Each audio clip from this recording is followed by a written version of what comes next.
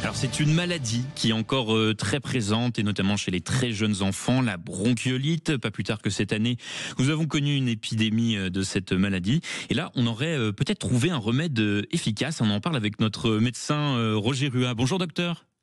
Bonjour. Alors dites-nous docteur, je le disais, une étude de la prestigieuse revue The Lancet confirme l'efficacité du Beyfortus pour lutter contre la bronchiolite. Alors est-ce que vous pouvez déjà nous expliquer un petit peu ce que c'est que ce médicament ?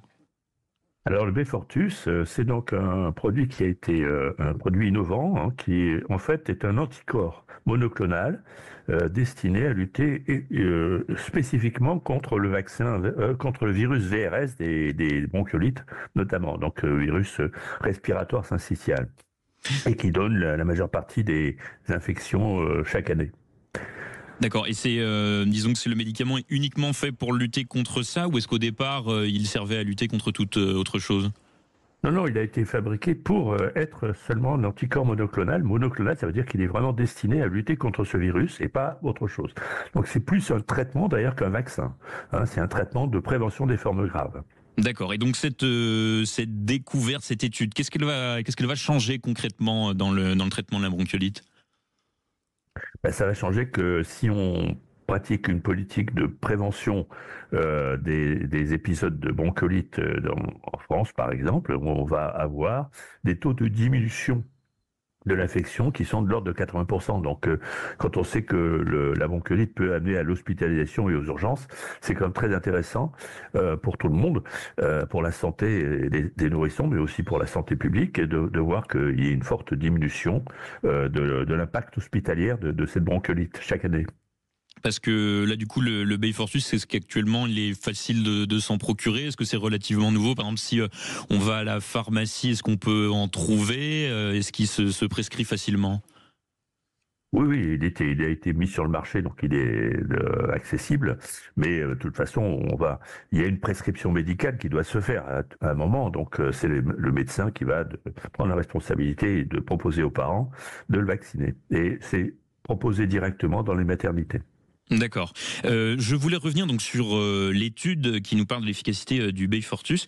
Alors elle nous dit que le produit a été en fait plus ou moins efficace en fonction des pays où ça a été utilisé. Ça va de 93% d'efficacité aux États-Unis à 76% uniquement en France. Comment est-ce qu'on explique une telle différence d'efficacité ?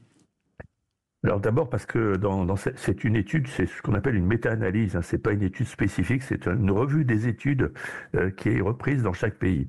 Alors les différences entre les pays, c'est ce qu'on appelle la différence dans les systèmes de santé, et la façon d'aborder le système de santé, c'est-à-dire qu'en fonction des alertes ou pas d'alertes sur des épidémies, si on prend le Beyfortus de façon efficace à ce moment-là, vous aurez des taux qui seront meilleurs. Alors que dans d'autres pays, le système d'alerte est moins efficace et donc vous avez un baisse. Mais ça ne préjuge pas de l'efficacité vraiment du produit qui est spécifique. Un anticorps spécifique du VRS. Donc à ce moment-là, les différences s'expliquent par les systèmes de santé en fait. D'accord. Et vous, en tant que médecin, vous pourriez le prescrire ou vous attendez un petit peu plus de recul que le traitement ait vraiment fait ses preuves ?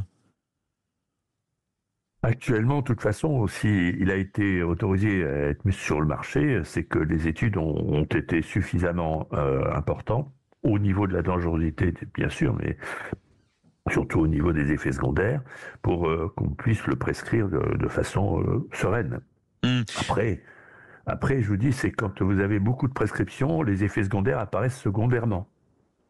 Parce que je veux dire, est-ce qu'aujourd'hui on arrive quand même à lutter et repérer efficacement la bronchiolite ? Oui. En tout cas, en France, on a un système d'alerte qui est suffisamment au point pour que les bronchiolites de nourrissons deviennent quelque chose de banal entre guillemets et que l'on puisse éviter les formes graves. C'est le rôle et c'est le but de cet anticorps monoclonal. Très bien. Eh bien, écoutez, retenez du coup ce nom, Beyfortus. Merci beaucoup d'avoir été avec nous, Roger Rua, pour en parler. Et puis on vous retrouve dans 2 semaines pour parler à nouveau de notre santé.